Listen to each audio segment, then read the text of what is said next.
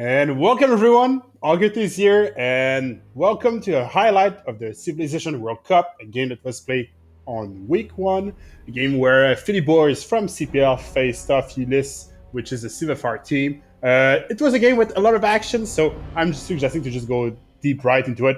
The game was a Pangea map, relatively standard, casted by BB, which you see on the screen right now. Which is notable because on the left side there was a lot of room and no players, which left the Persian player carried with a lot of room to develop if he wanted to. The only action really that will happen will be between him on Persia and Légendaire Doré, which is playing Mongolia. On the right side of the map, it was more of a sort of weird 3v3 scenario when Abel from the Civfr team spawned right on the Taurus, which was an amazing spawn for him. And you see, he had an amazing game since he managed to put pressure on many players from the Phillyboys teams as well. However, it was surrounded by three players. So to his left, there was Almog on the Scotland, and to his north, there was like on northeast, there was a Tordred on the Mali, which had a desert spawn as well, as you can see on there. To the south, there was Red Phoenix on Russia. But Red Phoenix was effectively in a sort of 3v1 scenario as well, since Lej on the Chimera was right next to him, and you'll see the Destroyer on the Macedon behind Bisbis right now have an effect. And so this huge plane with Fire on Lance will actually have a huge impact because of the combat strength, and it's going to be a huge battlefield throughout the whole game. But in the early game, we see that Red Phoenix will take the positions and slowly will lose it as it goes on.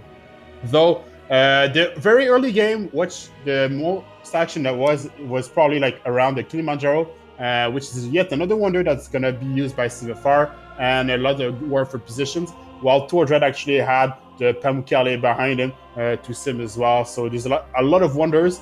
Relatively balanced map team-wise after all, and it's to be noted that there were like 4 remaps this game as well. For the city-states, nothing very major happened with them, so we're skipping it, right? Mainly, what happened in the early game was like a position war between Mongolia and Persia, and we got an Artemis Temple for Scotland as well, trying to use his amenity bonus as much as possible. Although on the long term it's going to pay off, on the short term you'll see it'll be on the opposite side of the wrath of the Scythian Empire, so it's going to be very hard for him to tough up. Tordred actually chose to go on a sim on 3 cities with triple Sugupa, and we got Lej, who actually got their first region, not Mali, and finally Russia decided to do some sort of a mid-range sim to be able to hold 3 players if he really needs to, with a lot of horses.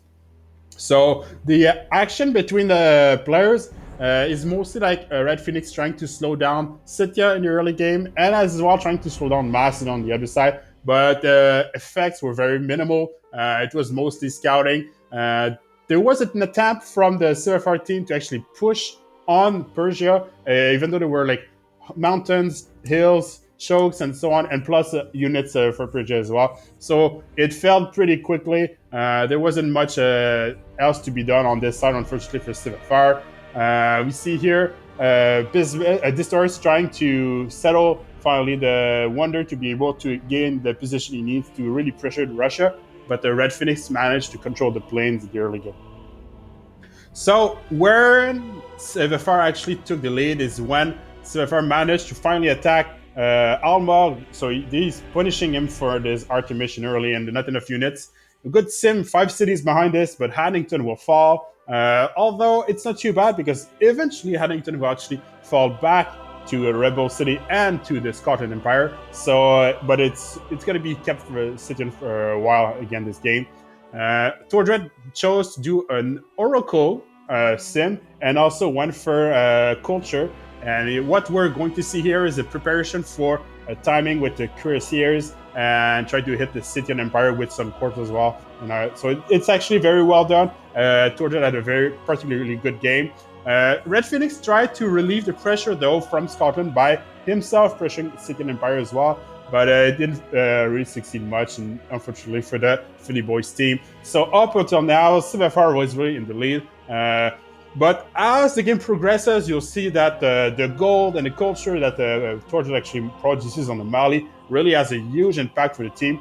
And as time advances, the more and more Phillyboys take the lead on this game. The story chose to stay on three cities with encampments and really try to derail himself as much as possible to derail and kill Russia, which unfortunately didn't work out. And a very notable fact is that the transition for the second Golden Age was very difficult for almost every player on this game. But when we got to the second age, there was really little more action done on the northern front. So Mongolia tried again to pass on the Persian Empire, but Persian managed to take Kandy and defend Mongolia. You'll see. Abel, though, from the Civfr team, impressive game as not only he pushes back Russia, but trying to strike him at the same time as Macedon actually kills Novgorod, which is a Red Phoenix city. So Red Phoenix loses one city in this matchup. And while he's also fighting Scotland at the same time for Abel, so it's very well done. But again, it's a little too late because as the time passes, unfortunately, Mali is gaining strength.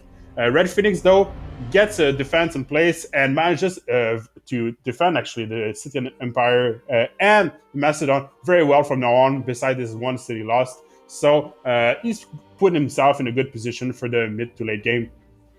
Mongolia, we can see some pictures here, him trying to break the positions, but it's very hard. There was a volcano eruption that may have been able to give a window to Civfr team for Kandy, but it didn't work out either. And finally, as the game progresses, we see Macedon and Scythia keep trying to put pressure on Russia to slow him down as much as possible to gain time for their only player, which is still relatively doing well, Lej on the Khmer player, to reach his own cuirassiers. Though time is running out because finally Scotland is getting his revenge and pushing on Scythia. At the same time, we see cuirassiers being upgraded on the Mali side. So Abel, even though he had an amazing game up until now, it's getting a little bit too much. Three players surrounding him. There's really not much he can do. He will do an amazing defense, though. I'll note this, but he will eventually lose the positions. He will lose many units, and he will siphon all the gold from his team, which won't be able to recuperate that much from this position. The last hope was really on Lej, only cuirassiers to possibly try to kill Russia before Scythia dies. So to kind of like make it in some sort of like weird 3v3 scenario. But unfortunately, as Scythia was losing his position against Scotland and Bombards, it was a little bit too much pressure for the Civfr team. So we'll see. The attempt from Lej actually worked out, and he gained progress, like slowly but surely, on the Russian player. But Red Phoenix, again, an amazing defense that really slowed Lej so much that even though he might have fallen maybe in the future, it just wasn't quick enough, and it just wasn't going to save Scythia either. So Civfr decided to concede the game to Phillyboys, making Phillyboys the winner of this Group B game in the first week.